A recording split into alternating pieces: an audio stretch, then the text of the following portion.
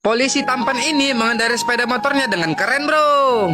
Dengan cepat dia membawa anak itu ke tempat para preman itu berkumpul. Setelah sampai di sana, anak itu pun menunjuk seseorang. Ternyata anak itu menunjuk preman ini. Seketika itu juga si abang tampan menghentikan motornya. Dia pun langsung turun akan menangkap preman itu. Tetapi melihat kedatangannya, para preman itu pun mulai bergerak. Namun si abang tetap santai melihat mereka yang sedang berlari ke arahnya, bro. Dan ketika mereka menyerang, dengan gampang dia menghindarinya. Lalu kaki penjahat itu pun diangkatnya hingga melayang dan berputar-putar. Semua penjahat yang menyerang itu dengan mudah dikalahkannya, bro. Bagaikan kaleng kosong, mereka semua dilemparkannya hingga terhempas. Tidak ada takut di dalam matanya. Siapa saja yang berani mendekatinya langsung ditahannya. Setelah itu pasti mereka akan tepar dibuatnya. Hasil latihannya selama 2 tahun ini sangat terbukti, bro, sehingga dia pun tak terkalahkan. Para penjahat itu pun menyerang lagi.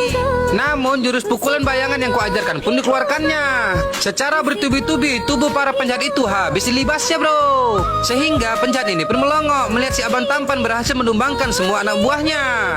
Seketika itu juga si abang pun langsung mendekatinya. Setelah mendekat, dia langsung menghajarnya, bro. Dengan amarah yang tinggi, si abang membawanya ke kantor polisi dengan mengiringnya di tengah-tengah kota. Ternyata ibu pria itu pun menyaksikan anaknya telah menangkap si penjahat. Sehingga hal itu jadi tontonan masyarakat, bro. Super taksi ini pun mengatakan, kukira dia hanya membual. Ternyata dia benar-benar melakukannya. Pasti ibunya bangga kepadanya. Mendengarkannya, ibu si polisi tampan ini pun langsung tersenyum, bro.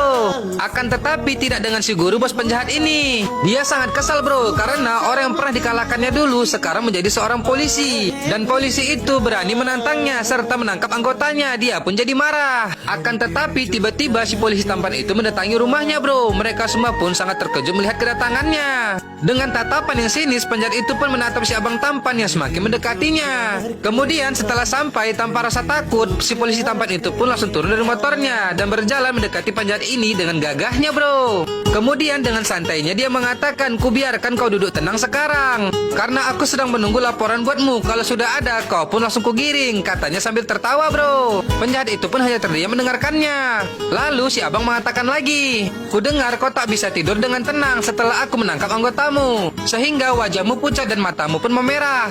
Tapi tenang saja, sebagai dokter aku akan memberikanmu resep supaya kau bisa tidur dengan tenang. Lalu si abang tampan pun menuliskan resep itu di sebuah kertas, bro. Namun penjahat itu masih terdiam melihat si abang tampan yang mengatakan, seseorang tidak akan memberikannya kepadamu, hanya akulah yang memberikannya kepadamu. Tidur nyenyak selagi sempat. Sambil melemparkan kertas itu, si abang tampan pun langsung pergi, bro. Tetapi dia berhenti lagi. Tapi kau harus ingat ya, luka yang kau berikan di sini, aku selalu mengingatnya di sini. Setelah itu si abang pun akan pergi. Namun melihat kepergiannya, penjahat ini pun mulai bertindak, bro.